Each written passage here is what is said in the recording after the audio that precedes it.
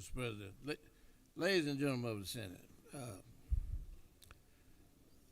I hate to oppose my warm, close, and trusted friend, but this bill is going to cost us $40 million a year.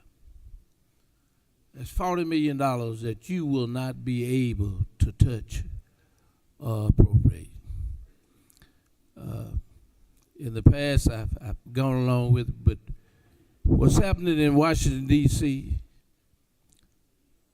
and the things that are being cut, my personal opinion is that we are going to have to pick up some of that cost and not be able to get those federal dollars. So I just wanted to just make that note. It'll cost us $40 million a year. Yes.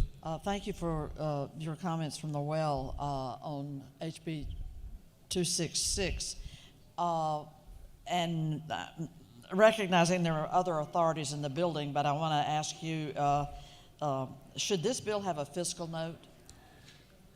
They have one. I just saw it.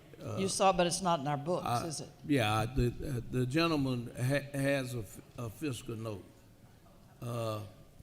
And that's the reason I say it's going to cost us $40 million. So if you got projects and stuff, that's $40 million you're not going to be able to touch because of this bill. It's dealing with veterans, people who have given their lives and put their lives on the line for this country. I understand that. And I'm for the veterans. I never served. But with everything going on in Washington, the dismantling of the Department of Education, Social Security office is closing in Georgia. How you close the Social Security office in Columbus, Georgia, with all those folks around there? These are the kind of things that we're going to have to look at, because when they do that, then we as a state have the obligation to try to take care of our folks in this state. And I just wanted to make that note. I'm not against the veterans. I think they've done a marvelous job and have gone and served us well. But it's $40 million that you won't see and you won't appropriate under this bill. And further true, Yes. isn't it true that with the bill that passed yesterday, HB 111, that reduces state revenues by 800 and some million dollars, and didn't you add this money that you're talking about? In other words, you say it's 30 million or 40 million. That would add that to it, and we're building up we're pulling a lot of money out of our state revenue stream. Isn't it true? That is very true. But again, I say we all have different opinions of how we do things and the people we serve. And again, I say that the military are men and women who take an oath to serve this country and give their all. But again, I just want to tell you, it's $40 million.